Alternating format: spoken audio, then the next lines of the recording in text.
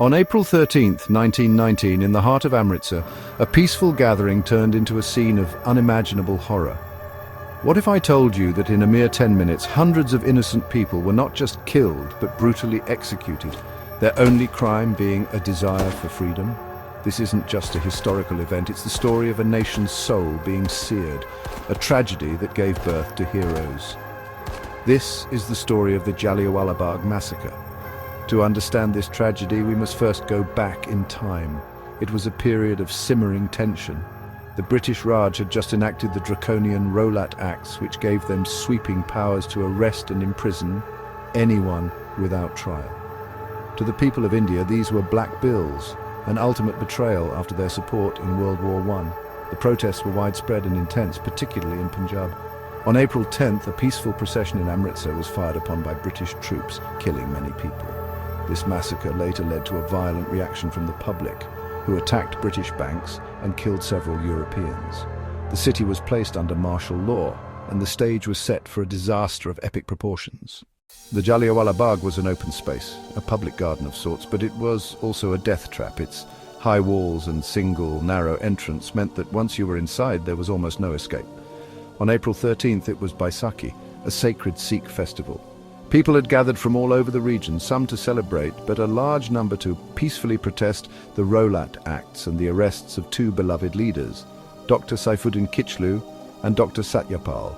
The crowd was a mix of men, women and children. They were unarmed, they were peaceful, and they had no idea of the nightmare that was about to unfold. Enter Brigadier General Reginald Dyer. Convinced he needed to make a severe and lasting impression to quell the rebellion, he took a position blocking the main entrance. Without a single word of warning, he gave the command to fire. The soldiers opened fire on the trapped crowd. For 10 agonizing minutes, the air was filled with the sound of gunfire. Dyer instructed his men to aim at the densest parts of the crowd. Men, women and children fell like dominoes. The screams of the wounded mixed with the cries of terror. The soldiers only stopped when they ran out of ammunition, having fired an estimated 1,650 rounds. The panic was instantaneous and absolute. People scrambled to escape, but the single gate was blocked. In a desperate attempt to survive, many jumped into a well located inside the Bagh. The well became a mass grave. People suffocated, drowned, or were crushed to death by those who followed them in. When rescuers finally arrived, they found over 100 bodies packed inside the well. The official British account, produced by the Hunter Commission, put the death toll at 379. But to this day, that number is widely disputed. The Indian National Congress, which conducted its own inquiry, placed the number of deaths at over 1,000. What's undeniable is that General Dyer left the scene without providing any medical assistance to the wounded, who were left to die overnight. The horrifying truth is that the massacre was not a mistake. It was a deliberate act of terror. Dyer later testified that his goal was not to disperse the crowd, but to produce a sufficient moral effect to strike fear into the hearts of every Indian. The British thought they had quelled the resistance, but they only ignited a fire. This act of cold-blooded murder became the catalyst for a new, more radical phase of the independence movement. 2 young men in particular were forever changed by the blood spilled at Jallianwala Bagh. But before we dive into their incredible stories, if you're finding this deep dive into history fascinating, please consider hitting that like button. It helps our channel reach more people who are passionate about learning the untold stories of our past. And while you're at it, subscribe and ring the bell so you don't miss our next deep dive. The first was a young revolutionary named Bhagat Singh. At the time of the massacre, he was just 12 years old, but the events of that day scarred him for life. He rushed to the Bagh, collected a handful of blood-soaked soil in a small bottle, and vowed to dedicate his life to avenging the massacre and fighting for India's freedom. Bhagat Singh's revenge wasn't a single act of violence, but a series of calculated revolutionary deeds. He became a leading figure in the Hindustan Socialist Republican Association. His most famous act was the assassination of British police officer John Saunders. While not directly linked to Dyer, this was an act of retribution for the death of nationalist leader Lala Lajpat Rai, who had been fatally injured during a protest against the Simon Commission.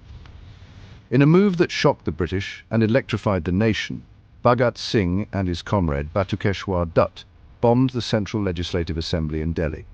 They did not do this to kill. The bombs were designed to be harmless, and the two revolutionaries deliberately surrendered afterwards.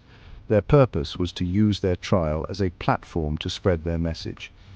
Their actions, though not a direct act of revenge for the Jallianwala Bagh massacre, were a direct consequence of the radicalization that began that fateful day. The other man whose story reads like a Bollywood movie was Sardar Udam Singh. While the historical record is debated on whether he was present at the massacre, his own accounts and his lifelong dedication to avenging it are undeniable. He made a solemn vow to hunt down the man responsible. For decades, he pursued this singular mission, but his primary target, General Dyer, died in 1927. Udham Singh, however, was not to be deterred. He set his sights on the man he saw as the true mastermind, Sir Michael O'Dwyer, the former Lieutenant Governor of Punjab. It was O'Dwyer who had publicly endorsed Dyer's actions, calling the massacre a correct course of action and an honourable act. For years, Udam Singh lived under various aliases, travelling the world from Africa to America before finally settling in London. He worked as a carpenter, a signwriter, and a factory worker, all while meticulously planning his revenge. On March 13, 1940, over 2 decades after the massacre, Udam Singh walked into a meeting at London's Caxton Hall. O'Dwyer was giving a speech. Udam Singh calmly pulled out a revolver he had concealed in a book, walked up to O'Dwyer and shot him dead.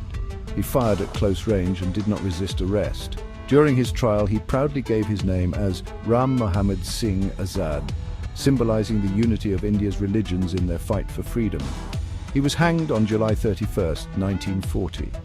The Jallianwala Bagh massacre was a moment of profound cruelty, but it also became a forge for heroes. It awakened a sleeping nation and proved that no amount of brutality could extinguish the flame of freedom. Today, when you visit the memorial, you can still see the bullet marks on the walls, silent gaping wounds that remind us of the price paid for liberty. The stories of Bhagat Singh and Udam Singh are not just tales of revenge.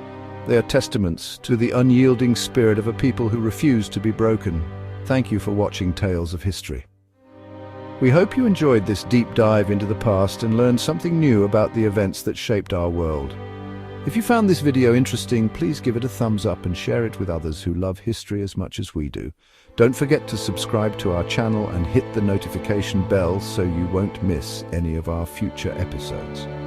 Until next time, keep exploring the fascinating stories of history with us. And remember, history isn't just the past, it's the key to understanding our present and shaping our future.